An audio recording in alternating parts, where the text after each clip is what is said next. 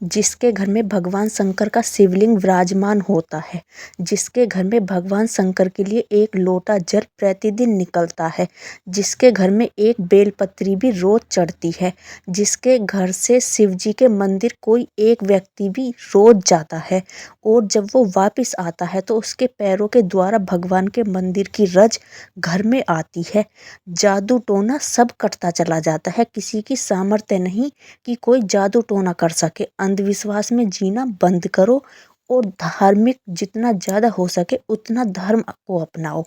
100 वाट का बल्ब जब 200 वाट का प्रकाश मारने लगे तो समझ लेना ये ऐसे नहीं फ्यूज होने के लिए है। अधर्म आचरण करने पर भी उन्नति दिखाई दे तो समझ जाओ बहुत बुरी दुर्गति होने वाली है।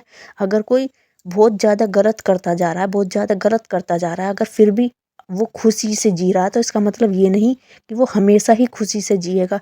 उसकी दुर्गति बहुत बुरी होने वाली है, इसलिए आप उसकी कॉपी मत करो और धर्म से चलते रहो, धर्म के मार्ग को अपनाए रहो।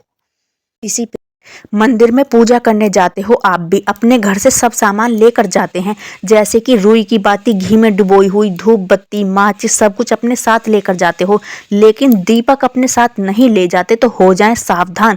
अगर आप अपने घर से सब कुछ तो मंदिर लेकर जाते हो लेकिन दीपक साथ नहीं लेकर जाते और मंदिर में रखे हुए दीपक को ही उठाकर उसमें अपने घर से लेकर गए रुई की घी में डूबी हुई बाती लगाकर आ जाते हो तो आज से ऐसा करना बंद कर दे, क्योंकि जब आप किसी और के रखे दीपक में अपनी बाती लगाकर आते हैं तो चाहे जितनी चाहे उतनी बाती लगाकर आ जाए लेकिन उससे आपको कोई लाभ नहीं मिलेगा। पूजा भले ही आप कर रहे हो लेकिन उसका लाभ, उसका पुण्य उसके खाते में जाएगा जिसका वो दीपक था। खेल सारा दीपक का होता है, सबका अपना दीपक होना चाहिए, उसी से मंदिर में पूजा करनी चाहिए, वरना आप जितनी मर्जी पूजा कर लो।